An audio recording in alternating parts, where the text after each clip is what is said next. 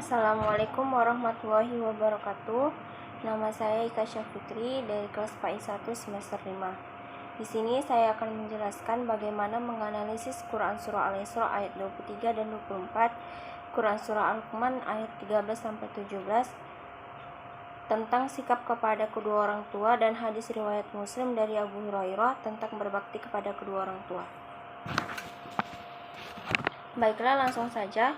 Berbakti kepada kedua orang tua adalah berbuat baik terhadap orang tuanya yang disebut birrul walidain.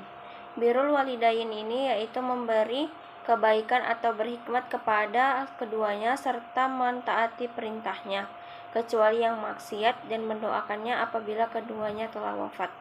Selanjutnya juga dijelaskan dalam Quran Surah Al-Isra ayat 23 sampai 24 yang artinya adalah, dan Tuhanmu telah memerintahkan supaya kamu jangan menyembah selain Dia, dan hendaklah kamu berbuat baik kepada ibu bapakmu dengan sebaik-baiknya.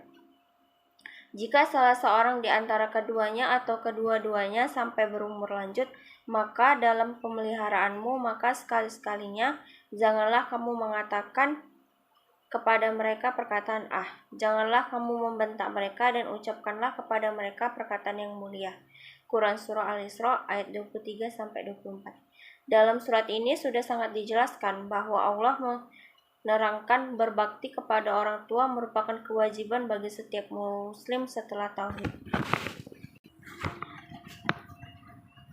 Dan dalam surat ini juga sudah sangat dijelaskan bahwa kandungannya juga dijelaskan agar kiranya umat muslim dapat menjaga adab kepada kedua orang tua, salah satunya dengan cara menjaga perkataan yang baik kepada keduanya dan tidak berkata kasar kepada keduanya.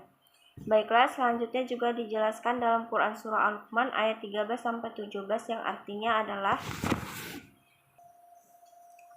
ayat ke-13, dan ingatlah ketika Luqman berkata kepada anaknya, ketika dia memberi pelajaran kepada anaknya, wahai anakku, janganlah engkau mempersekutukan Allah. Sesungguhnya mempersekutukan Allah adalah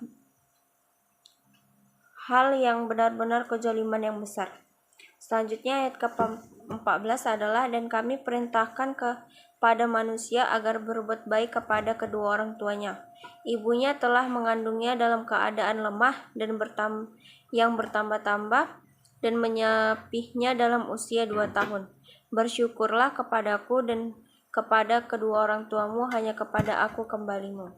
Selanjutnya ayat yang ke-15 adalah, dan jika keduanya memaksamu untuk mempersekutukan aku dengan sesuatu yang engkau tidak mempunyai ilmu tentang itu, maka janganlah engkau mentaati keduanya, dan pergaulilah keduanya di dunia yang baik, dan ikutilah jalan orang yang kembali kepadaku, kemudian hanya kepadaku tempat kembalimu, maka akan aku beritahukan kepadamu apa yang telah kamu kerjakan.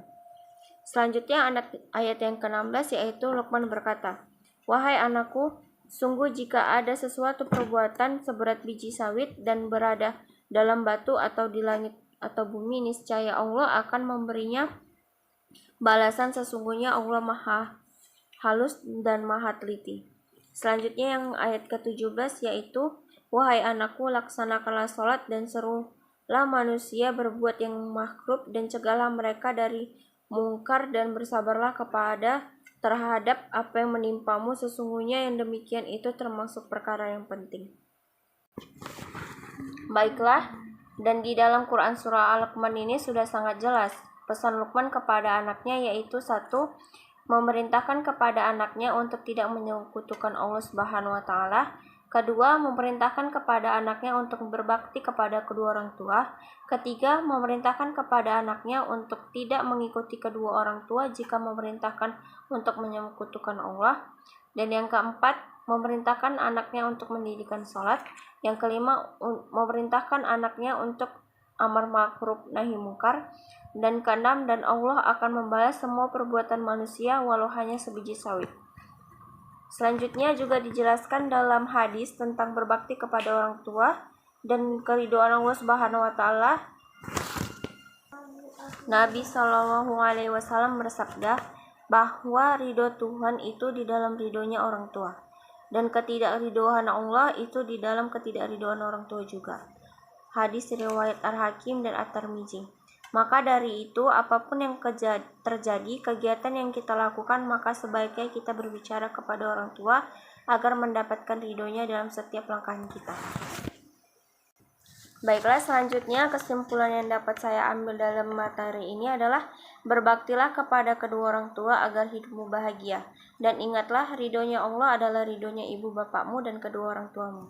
Baik, sekian dari saya. Terima kasih. Assalamualaikum warahmatullahi wabarakatuh.